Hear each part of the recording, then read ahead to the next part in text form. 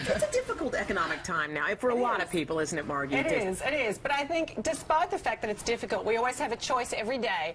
Do we see the glass half full or the glass half empty? So it's a choice. Yeah, it is. Who would just like to remember what it was like to have energy and vitality? As they say, it's always good to know your audience. Where are your fears? Where are your self-doubts holding you back? And you know, the most important thing isn't where they've held you back up until now, it's what are you going to do about it now?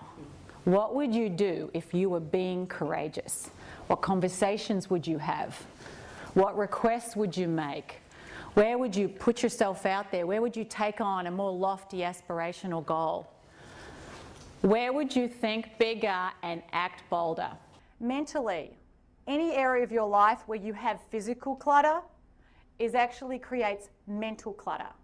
So if you've got clutter in your environment, don't expect to be really focused and clear on all your priorities and able to deal with things well and manage time and commitments well. If there's just stuff everywhere, if you haven't seen the carpet on your closet since 1999, or you can't see any of your desk space. You know, life rewards action.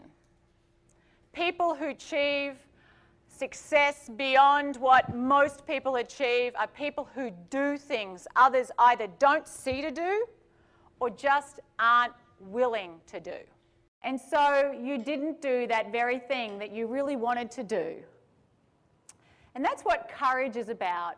It's not the absence of fear or self-doubt or misgivings, it's action in the presence of it. But any area of your life in where you don't have a vision about what you want to achieve, then you don't have the full gamut of your own personal power really in action. When you get clear about something that you really want to achieve, it allows you to be far more effective and efficient with your time. I thought she was fabulous, wonderful. I want to go climb a mountain right now. I feel like I could do anything. It was very empowering. So when it comes to being someone who is really masterful in the game of life, there's no, oh yeah, I got there now, I've got it cornered. You know, we're always growing, and the people who really, I think, are the most masterful know how much they don't know. Fear regret more than you fear failure. So what conversations would you be having if you weren't being a scaredy cat? Fear, anger, all these emotions, none of them are good or bad. They just are. It's how we respond to them that determines ultimately if they're of service to us or not. I thought it was absolutely wonderful. It was actionable. She certainly made some some real strong points as to what we can do to help improve ourselves as well as the organization. Stress on its own isn't a bad thing. In fact, to some level of stress, you're at your best when you have a certain level of stress. Stress is the #1 stimulus for growth. Resilience is not something that someone is born with. Emotions underpin everything that we do.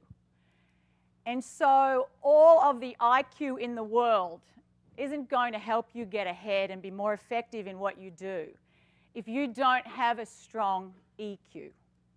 This is the best I ever had. I have been to many sales meetings with many guest speakers, but what I heard today is really the best ever. How do you describe the world around you? How do you describe yourself? How do you describe the problems you're dealing with? How do you describe the organization you work for and the opportunities that exist for you?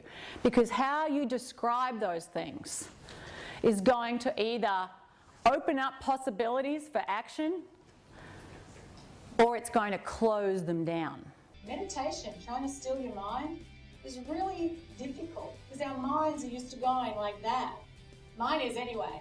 So I sit there, I'm like, I'm trying to still my mind. Okay, I need to take the meat out of the freezer for dinner. Oh my gosh, I forgot to call so-and-so. Oh, let me just write it down. I must email so-and-so. Oh, I'll that report. Oh my, and that's where, and it's like, oh my gosh, my mind isn't still. I need to still my mind. Oh, I got it. Let me just start again. What am I doing? Okay, do it. I really should read that meditation book. I think that's what I should do first. I should just get out and read the meditation book. That would probably be a better way to start this than actually meditating. Okay, what time is it? Oh my gosh, it's only been 1 minute. Oh my gosh. You have to take 100% responsibility for your experience of life and for your response to the challenges that come your way in life. Thank you.